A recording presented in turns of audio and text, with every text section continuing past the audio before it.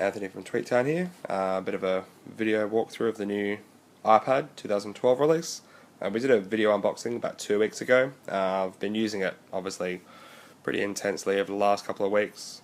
Games, internet use, videos, versus the iPad 2. So we've got the new 2012 iPad on the left here, and the old iPad 2 on the right. I'm actually recording this with an iPad, new iPad, and it's actually not too bad.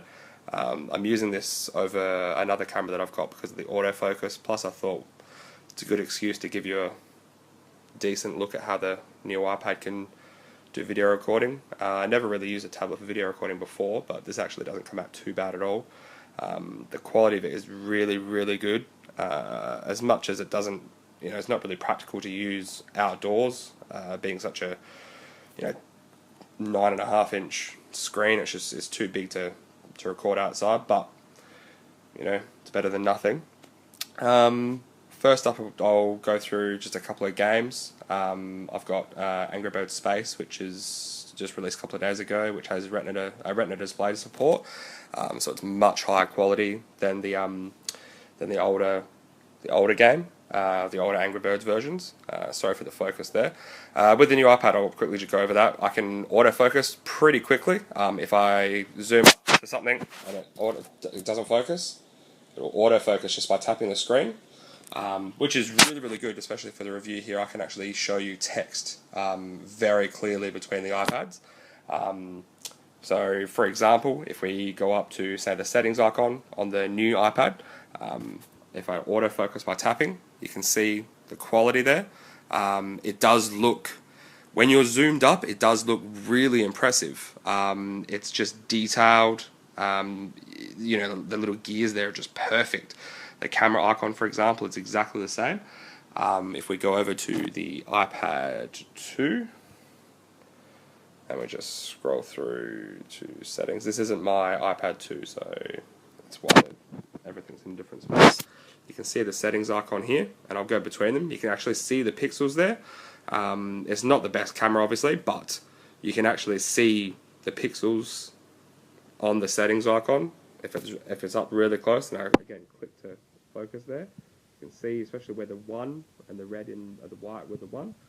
And if you go over here, again autofocus, it just looks perfect. Everything behind it just seems clear, like there's nothing in between you and the iPad. It doesn't feel like you're looking at a screen. So if you've read previous reviews or if you've seen these new iPads, you can't really tell a difference when you just look at them, obviously side to side. The main difference would be probably the brightness. I've used the same desktop background, so you can actually see the differences. So if you were in a shop and you were to look at the iPad or iPad 2 side by side, you can obviously see the iPad 2, which is the one of the camera is in front of right now. That desktop background doesn't look too bad, and then on here it just looks clear. It's almost like the iPad 2. You can't feel the resolution, but it's the screen quality that's changed. Not by a lot, just by little things like that, but you'll see more through the video that you can tell a big difference between them. First off, I'll try just our website. So you can see here, I'll show the iPad 2 first. So you can see the color isn't too bad. The blue up where the logo is for Tweettown, it's blue, but it's not like my desktop screen, and not like my MacBook Pro's IPS display. It looks blue, but it doesn't look perfect, I guess. You can just tell from the color and text, it looks good, but it's only when you look at the new iPad that you can actually tell how much better the new iPad is versus the iPad 2. So you can see there that the text isn't too bad. If I scroll up through the text, like the pictures look vibrant on the iPad 2. You can see Shane's review on the XFX 7870 Black Edition there that he just uploaded a little while ago. But it's just, I don't know, it looks good, but it's once you go over to the new iPad that the text really pops up. So I'll go back up to the top so you can get a side-by-side look there. So obviously both iPads are just on the Tweettown main page, just using Safari. I'm not using any special browser. And you can see here again, it just pops out a little bit more. You can see it just feels sharp. The text is probably the biggest gain. So what I'll do is I'll zoom up to where it says, you can see in the middle of the screen where it talks about really fresh tech content. If I go up to there, again, autofocus, you can actually see that the text is just, it feels like it's anti-aliased perfectly. Like it's right there in front of your eyes. You're not looking at it on a screen.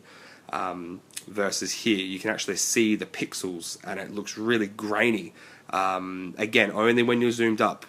When you're looking at the screen, you don't notice it too much, but again, only if you've got them side by side that you can really tell. If you're only using an iPad 2, it doesn't really affect you that much. If you then go to the new iPad, you can really tell that difference there. Again, you can see just the pixels just all on the screen. You can see them up with the Tweaktown logo up here. It just, I don't know, it just side by side you can really tell the difference between the iPad and the new iPad. Sorry, iPad 2 and new iPad. If we scroll down to some text, I've got some news that I posted up a little while ago.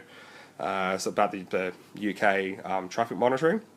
You can just see the text. Again, I'll zoom in and I'll let it auto refocus. So you can see there the text is clear. It just feels like it's just, again, I can't explain it. It just feels like it's there in your eyes versus reading off of a screen. The iPad 2 displays it well, but it's almost like the way that I can explain it. You can see there. You can see the pixels on the screen.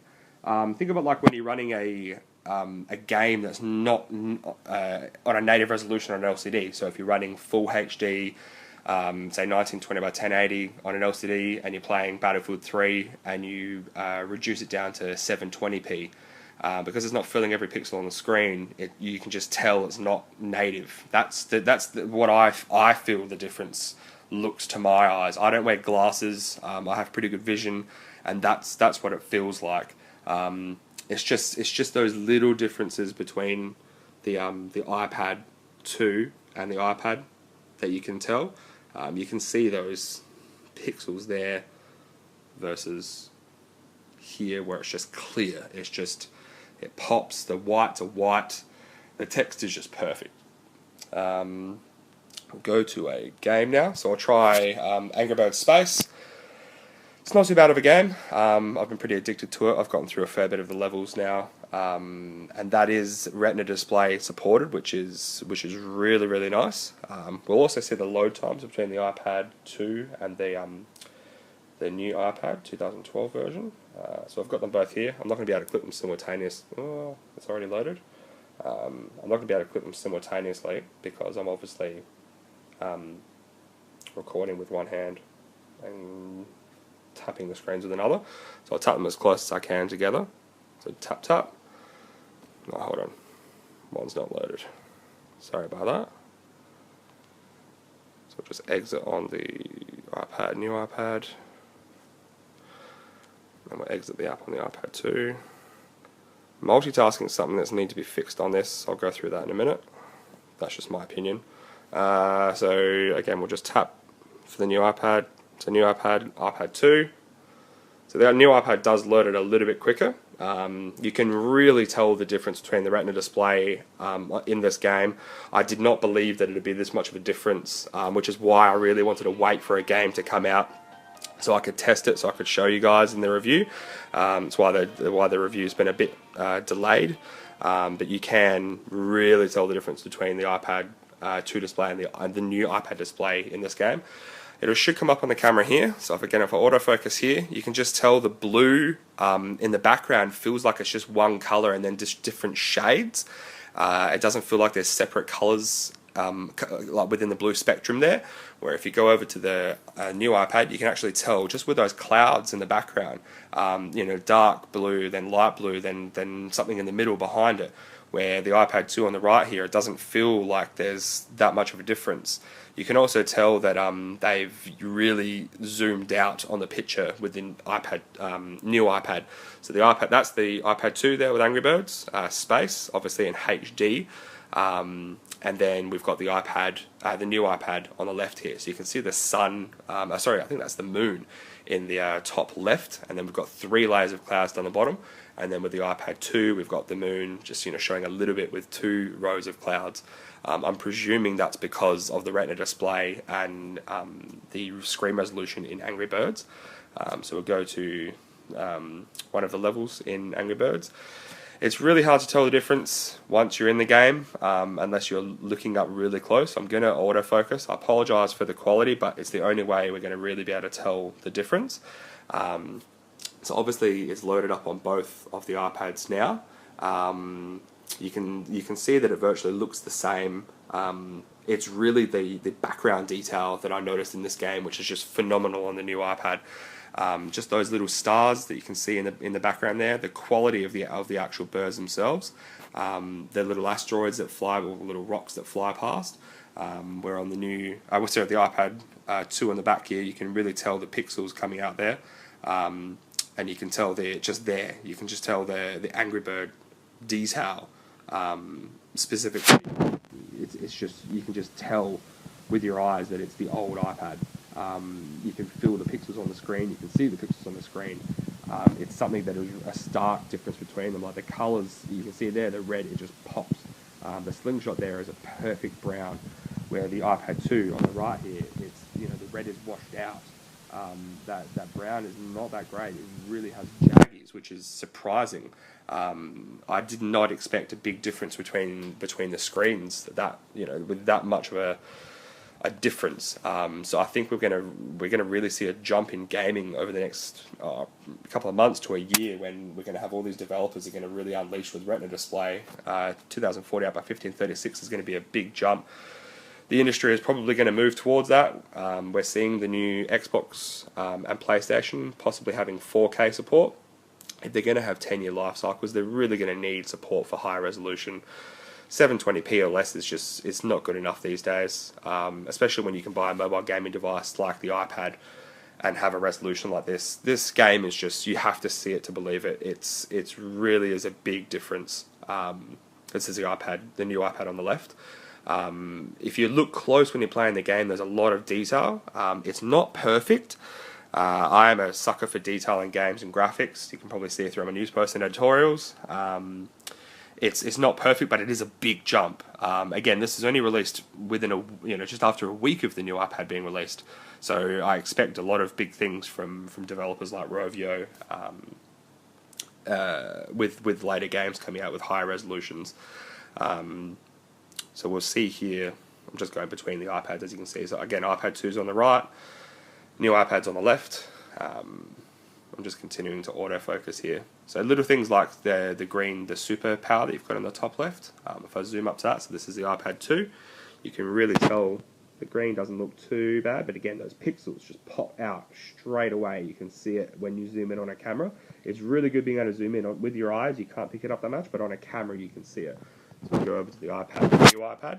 You can just see that green just pops, and there's no pixels. That green looks like it's painted onto the screen.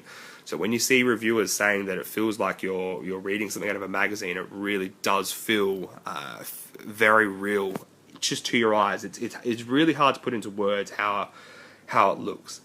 But it is a very big difference, and it is the biggest selling point of the new iPad. The Retina display is Apple's super weapon. It is their superpower for selling a device. So next up, I'll show you another game that has actually Retina display support. It's very high resolution. It runs on the Unreal Engine, which is actually surprising for a mobile game. This is why I think the industry is going to have to really ramp up this year with consoles. If we're seeing Unreal Engine games with high-res support on mobile devices, what are we going to see in a year or two? If we're seeing 2040 out by 1536 in 2012 on a mobile device for $500, what are we going to see in a year or 2 years? It's exciting. It's really exciting. Again, iPad 2 on the right, new iPad on the left. So we're going to play Epoch. This game is not as well known as Angry Birds. I mainly downloaded it because I had the Unreal Engine built in, and it does look quite good for a mobile game. So we'll go into the game here. I'll close it so we can see the load times between them.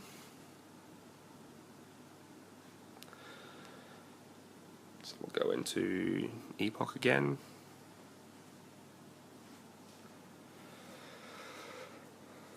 So you can see the new iPad loads at split second quicker. There's no difference in the CPUs between the new iPad and the iPad 2. They're still dual core 1 GHz. It's the graphics side that got upgraded with quad core graphics on the new iPad. That's probably the only difference you see. The new iPad does load it quicker. In this game, you can see the differences there. There's actually a pretty big difference there. I did not expect that with the new iPad. Once you're in the game, the differences aren't that big. The graphics between the new iPad and the iPad are actually pretty good. You can see Unreal Engine does look really nice on the new iPad. For a mobile device, that is impressive. There's some low-res textures you can see there against that bit of rock, bit of concrete there.